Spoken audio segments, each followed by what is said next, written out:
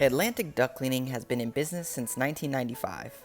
When we clean your air ducts, we have a team of 2 technicians that use this compressor to create positive air pressure and this HEPA-filtered hyper vacuum to create negative pressure.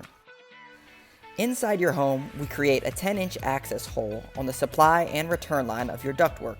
Upon completion of the cleaning, we reseal the access hole in accordance with NADCA standards with galvanized sheet metal. Our technicians wear booties to cover their shoes and drop cloths to bring the hyper vacuum into your home. We secure the vacuum into the access hole to remove particulate dislodged throughout the cleaning process.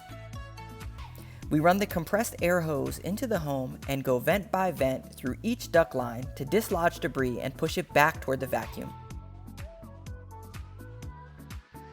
After cleaning the entire duct system, we remove the hyper vacuum and reseal the access hole with galvanized sheet metal.